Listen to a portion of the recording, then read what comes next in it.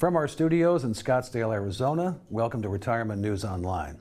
So living in retirement means something different to everyone. Some choose to stop working completely, travel, and live the life that they've dreamed about, while others may choose to stay active and continue working part-time or volunteer.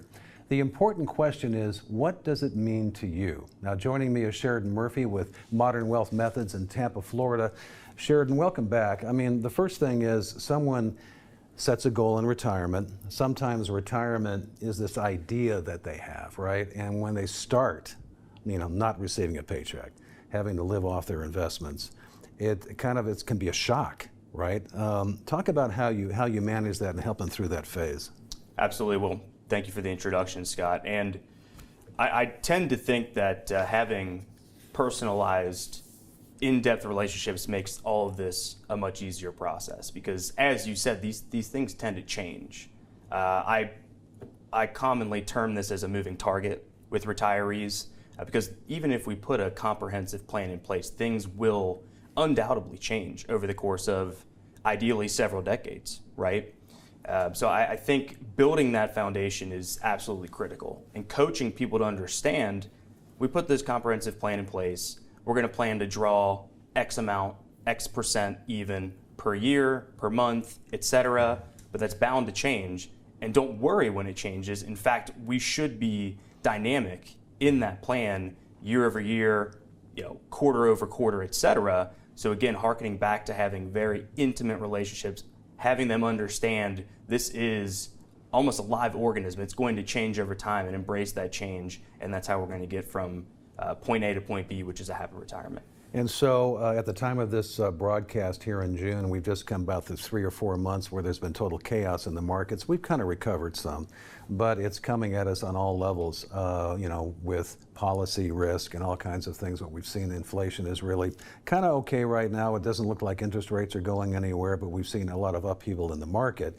And we're trying to figure out, are we in a recession, or are we not in a recession, or whatever. So when you've got clients like that, when something happens suddenly, and sometimes even, in your best efforts, you can try to foresee it, but you can't, then how do you manage that kind of emotional response where the tendency is to sell, panic, stop doing what they're supposed to be doing, which is follow the plan?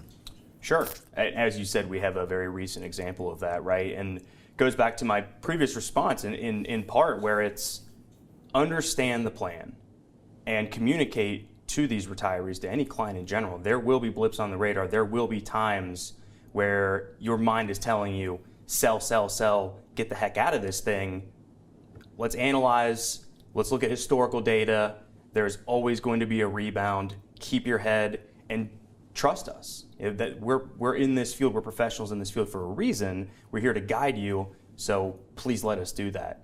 And again, coach from point A to point B, let them understand this is going to happen, and usually if you do a good job of that, they're far more calm, even if you do need to maybe not talk them off a ledge, but talk them down a bit.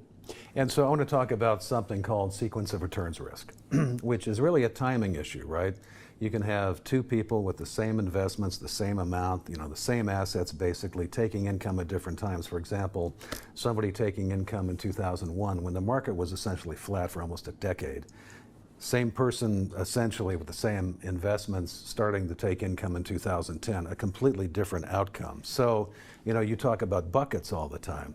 How do you protect somebody from that to make sure that they don't end up running out of money too soon, because you still have to protect and provide growth at the same time?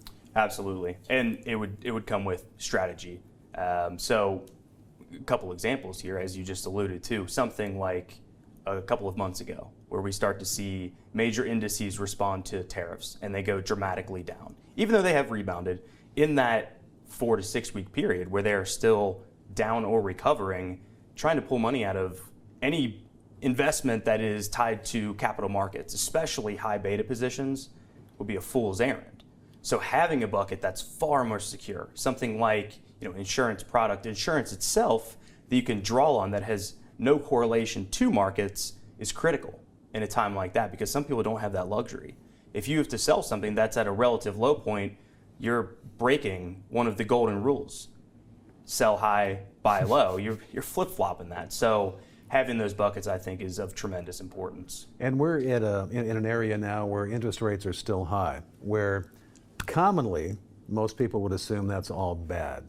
But in the case of insurance strategies, for example, what you just described, it actually can be kind of a benefit. You can sort of balance two areas. You can provide protection and growth at the same time. Talk about how you do that and why that's a possibility. Sure. As you just alluded to, I wouldn't call high interest rates a crisis, but every crisis there's opportunity. And for somebody who is on the doorstep of retirement or right there in retirement, capturing those high interest rates, if you're going to have any kind of fixed income exposure, is critical. Because we know how markets are going to respond. We have so much historical information on that we can make projections. Trying to track interest rates, when those change, when cuts are made, when they're going to be more hawkish, incredibly, incredibly difficult. So when you have the opportunity to capture high interest rates, you should absolutely take advantage of that. Okay. And finally, clients come in all shapes and sizes, but there's some common threads, I think, sometimes when I talk to advisors. What do you think the most common misconception is with clients in general when they start working with you and as the relationship develops? I think it goes back to a point I made a while ago where they come into this thinking, I've worked for decades to put this large pile of money together. What the heck are we going to do with it? We're going to put a plan in place, and then we're going to stick to the plan, and that's that. It's hunky-dory. Every 6 weeks, I'll expect this check to arrive, and things will never change.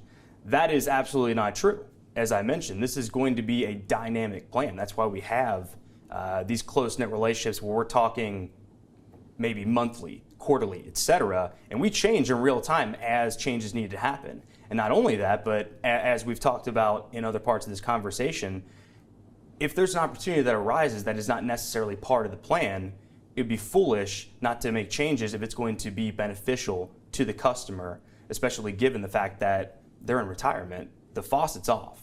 There's no additional income coming in. Let's make the best darn use of this money we have. I hope that answers the question. Absolutely. Well, thanks for making the trip from Tampa. We try to provide similar weather here in Arizona without the humidity, if that's okay. He is Sheridan Murphy with Modern Wealth Methods in Tampa, Florida. Thanks for watching Retirement News Online.